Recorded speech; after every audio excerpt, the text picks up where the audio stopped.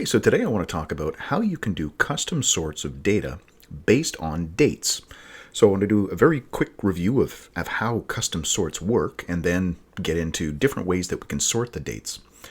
So arrays in JavaScript have the built-in sort method, just like we've got here. So if I run this sort, what it's going to do is it's going to take the thing that's being passed in this case the people array, and if I look at the result of this, this is the exact same order that it was before I ran this sort method. And that's because the built-in sort method is going to pick two of these elements and try and determine, okay, which order should they come in. But in order to do a comparison, it has to convert them into strings. So you take an object, you turn it into a string, you end up with something like this. And every single one of these things will be this. So it'll see them all as equal, and therefore nothing changes. Okay, so that's the built-in sort. But we can create our own custom sorts. We can do things like, hey, you know what, I'm going to sort this by name. So I've got a function down here that I'm passing in as the argument to this. This becomes my custom sort function. Now if I come down here, here's the by name function. We can see it receives two elements. Now it's completely up to the JavaScript engine which two elements are being passed in. So it's going to pass two of those objects. I'm going to look at the name property inside of there. So down here, this name property, and it's going to compare them. It's going to do a string comparison. And if it's the first one is greater than the second one, so comes first in the alphabet, then we're going to return a 1. If it's less, we'll turn a -1. If they're the same, we return a 0. And then it uses these values, the positive, negative, or 0, to determine if it needs to do something. So if I save this, clear it, and we run it again, okay, now it's sorted by the name. Look at B-A-E-I-L-O-O-R. So this has been sorted alphabetically. That's the by name function. And we can apply the same logic for any one of these custom sorts. So if it was by the ID, I've got this function down here doing the same thing by ID. I'm just making sure that the two values being passed in, I'm getting the ID property, I'm using parseInt to make sure that this thing is absolutely a number, and then doing a subtraction. And if I do a subtraction, A minus B, I'm going to get a positive, a negative, or 0 as the result. So if we run that now, there we go. So this is in numerical order. Now, if we hadn't done parseInt, and if this was numerical values, but there were quotation marks around them, we would get it in the string order.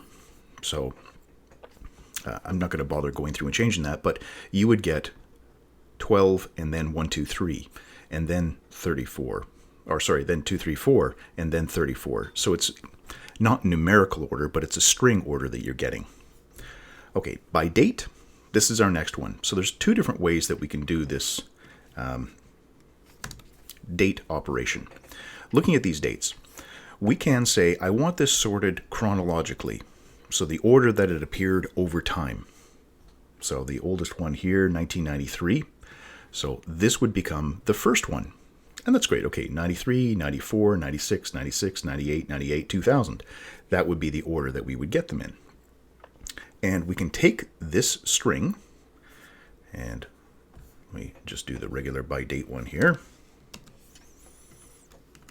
We'll run it. There we go. And now let's take a look at the code. I'm just going to minimize these so we can focus on this one. All right, chronologically by year. And all we're going to do is take this date, the date of birth field, those values, we can see that they are sorted chronologically here, pass that into a date object, and then call the value of method. This is going to give me a timestamp. So both values will have a timestamp. I do the subtraction the same way I did with the ID, and then that is going to give me the correct order. But that's not the only way to sort dates.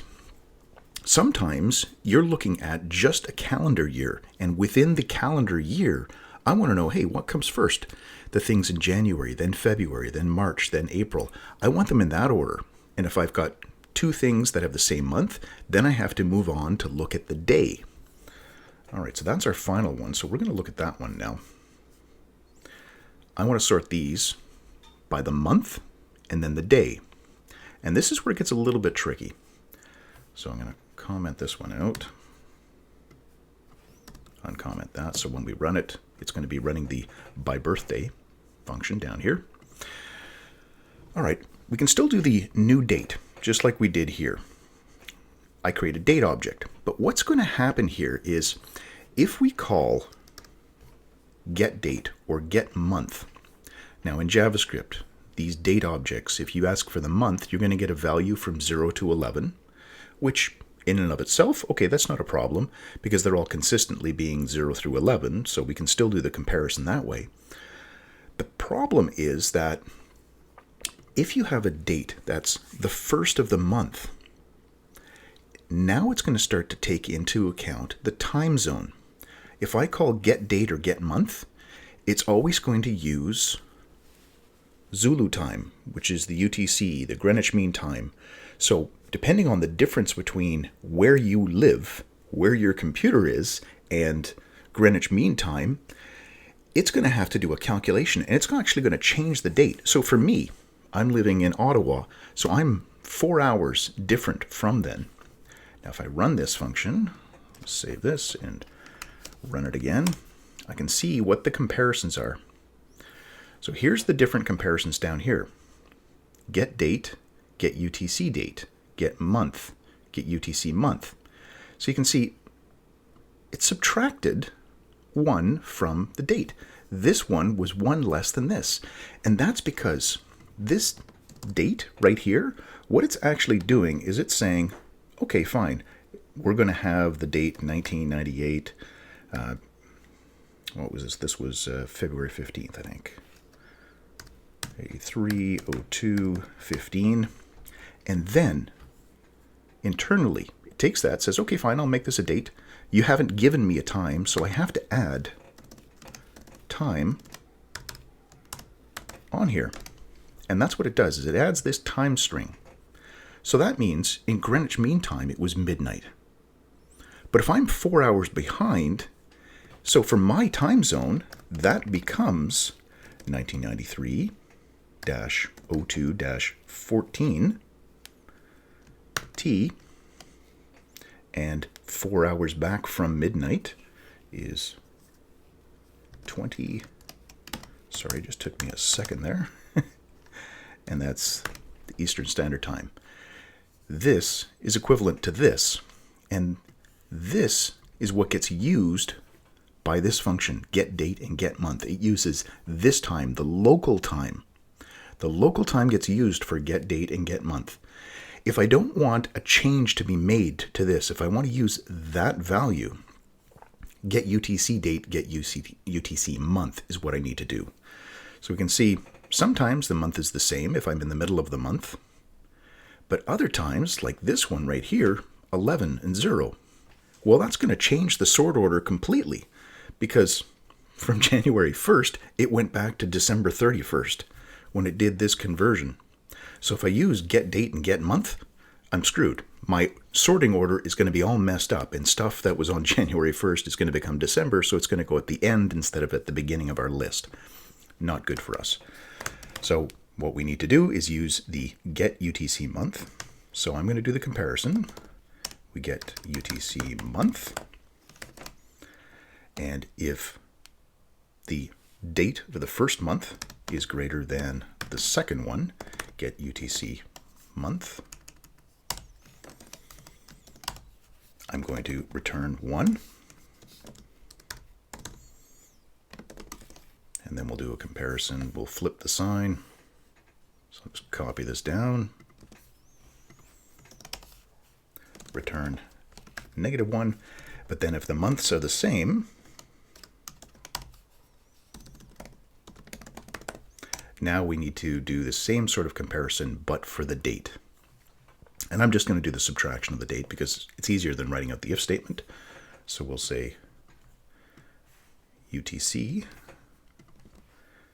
this one, minus the number 2, and that is what we're going to return. Now, if we run this, we will get it in the wrong order because I didn't change the sign here. You probably spotted that as I was doing the copy and paste, but let's try it again. And there we go. So now January, February, April, July, September, and October. Those are in the right order. And then when the month is the same, we've got the date showing up in the correct order as well. And that's it. That's how you do custom sorts of objects that contain dates. And you can do it in different ways. So I hope that helps you. If you have any questions, feel free to leave those in the comments down below. And as always, thanks for watching.